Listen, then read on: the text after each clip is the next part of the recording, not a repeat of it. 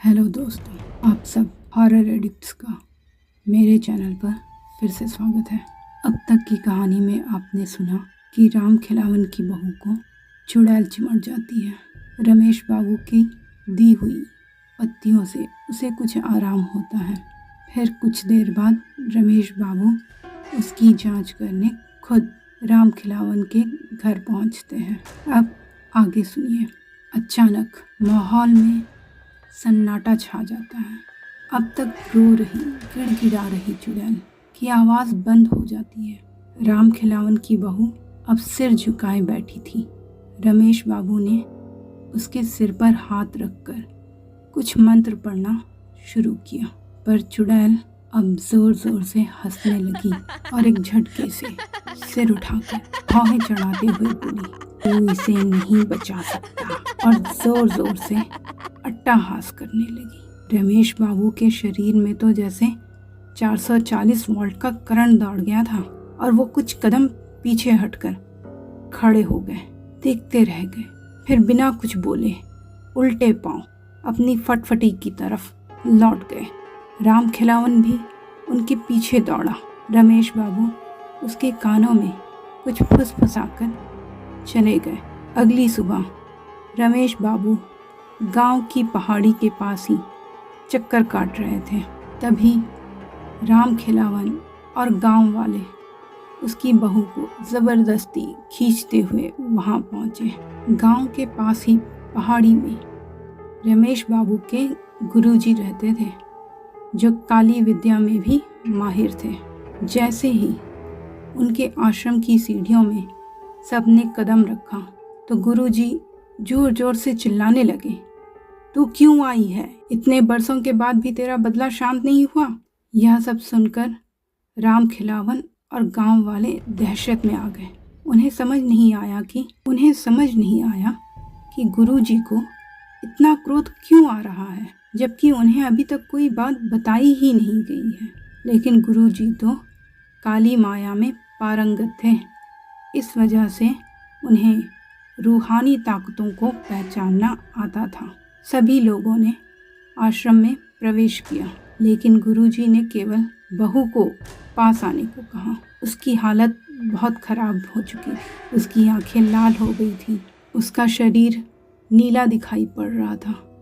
उसके शरीर का तापमान आम बुखार से कहीं ज़्यादा था। गुरुजी ने विभूति उठाकर अभिमंत्रित करके बहू पर फेंका तो बहू वहीं जमीन पर लेट गई और जोर जोर से हाथ पैर हिलाने लगी। किसी को कुछ समझ नहीं आ रहा था कि गुरुजी की विभूति से क्या चमत्कार हुआ कि बहू अपने आप जमीन पर लेटकर ऐसी हरकतें करने लगी।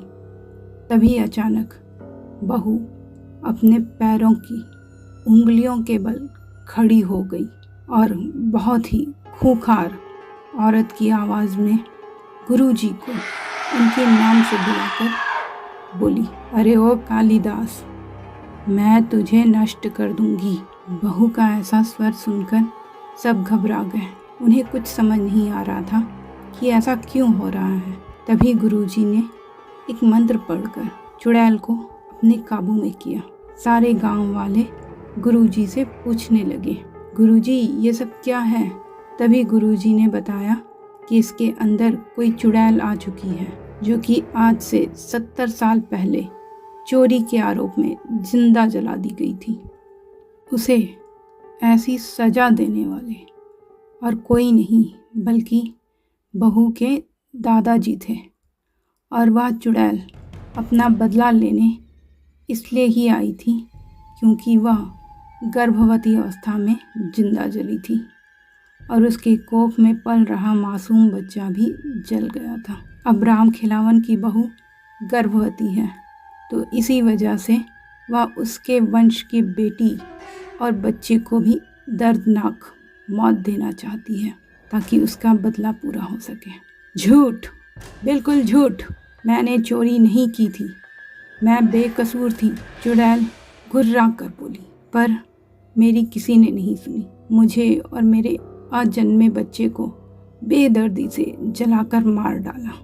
अब मैं इसे नहीं छोड़ूंगी। गुरुजी ने फिर से अभिमंत्रित विभूति उस पर डालते हुए कहा, माना तेरे साथ अन्याय हुआ था, पर ये लड़की भी तो बेकसूर है, तू इसे छोड़कर चली जा। ये सारी कहानी जानने के बाद गांव वाले गुरुजी के सामने गिड़गिड़ाने लगे और बहू की जान की भीख मांगने लगे। तभी गुरुजी ने अपने घोर तपस्वी शक्ति से मंत्रों के उच्चारण के साथ उस चुड़ैल को बहू के शरीर से बाहर निकाल दिया और कुछ ही क्षणों में बहू सामान्य हालत में आने लगी। सभी को लगा कि सब कुछ ठीक हो गया है, लेकिन यह तो एक शुरुआत थी। तो मित्रों, कैसी लगी आपको ये कहानी? अपनी राय कमेंट बॉक्स में ज़रूर दीजिएगा।